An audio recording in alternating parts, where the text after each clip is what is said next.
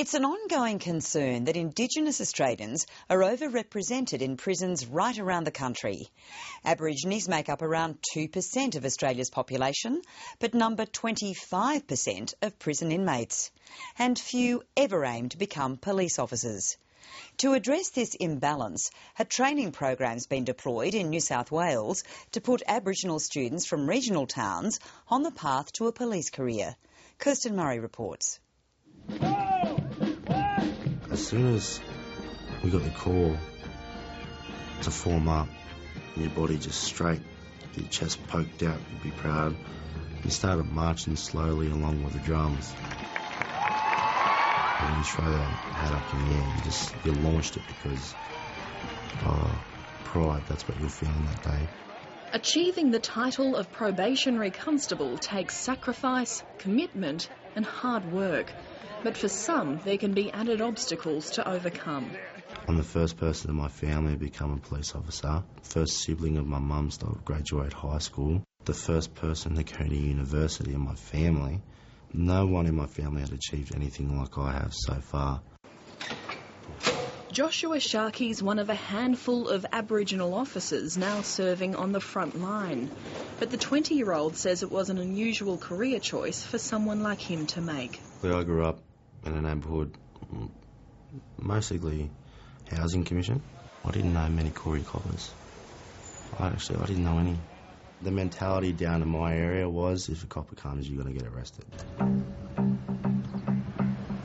There's a similar attitude in many Aboriginal communities, where the local force is mostly white and from out of town. The tension that creates plays out day after day. Now, I've made you aware that this is a public restricted area, okay? Witnessing what can happen when relations break down led Peter Gibbs to devote the past 14 years to campaign for change.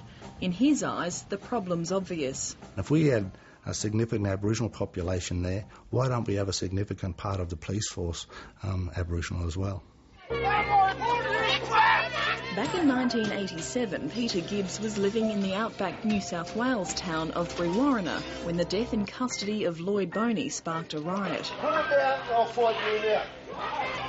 Put it back now. Come here, boy. Sadly, it seems not enough was learnt from the Royal Commission into Aboriginal deaths in custody that followed. Just 10 years later, another Aborigine would die in a cell here. It was Peter Gibbs' sister. Remember the phone call? They said there's been an incident at the Brewarrina police station and your sister's on life support. The shock that for me was something I'll never be able to forget. The day Fiona Gibbs was laid to rest was the day her family made a life-changing decision. We were asked whether we really wanted to take on the police that night and to start a riot. And all we had to do was give the order. And my dad and I stood shoulder to shoulder and informing the people that's not what we want from Fiona's death. And we made a commitment then that we would get a positive out of her tragedy. All right, good morning everyone. This is the legacy of Fiona Gibbs, a classroom full of Aboriginal students training to become police officers. I haven't given up on Peter Gibbs's original suggestion that the only way you can really bring people out of serious disadvantage is by providing employment. And if we can produce role models of police from these communities, that is going to encourage other young people to join the police, because 53% of our juvenile justice institutions are full of young Aboriginal people, and a lot of them come from Western New South Wales, and that's a tragedy. I've got the vision that in 20 years' time, in Western New South Wales, we'll have a police force dominated by Aboriginal people. Now, wouldn't that be something? So you get mobile data terminal over there.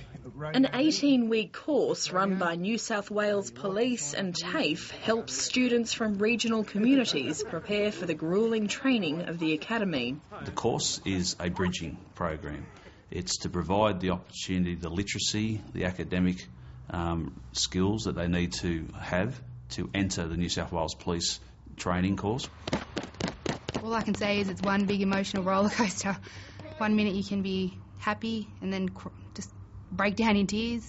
In 3, 24. I've learnt that I'm strong and that no one can tell me that I can't do anything, and that I'm going to make a really good cop, and I'm going to do it. Some students have travelled from the most remote corners of New South Wales to be here. Others have left full-time jobs and families at home to follow their dreams. My wife...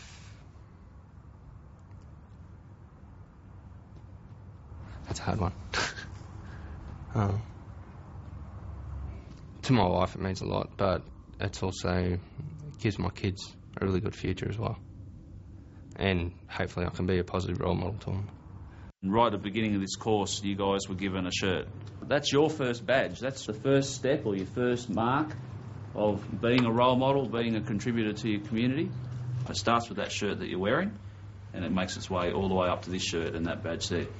Inspector Troy Grant understands the positive impact that can be made from having locals police their own communities.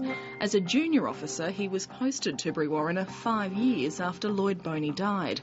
And with tensions still running hot, he himself became the victim of assault. It was terrible. There was no relationship, and I think that was us and them, without question. But unless you're part of that community, you're really behind the eight ball. Since the course began in Dubbo 3 years ago, 9 students have gone on to join the police force. Good on you. I'm so proud of you. Thanks, sir. Yeah. Feels good. Aaron Cooper. And there'll be more officers to come, with every member of this class making graduation. You've got all these emotions, you've got elation, you've got sadness. I'm certainly proud because people are making a decision for a police career, and then it sort of reinforces the decision we made that day to put our efforts into something positive. I'm a proud Dunghutti man. I'm 29 years old. I'm a proud Nambar woman from Burke. I'm a proud Camilroy man and a student of the first 2008 iProud program. I would like to say, Peter and Assistant Commissioner Bradshaw, that your legacy is clearly evident as 14 iProud students graduate today. Thank you very much. The aim is for graduates to return home to serve their own towns, and that's something Joshua Scharkle's looking forward to. I want to possibly go back as a sergeant because you can run your own station in the country town. It's where it's at. There's nothing better.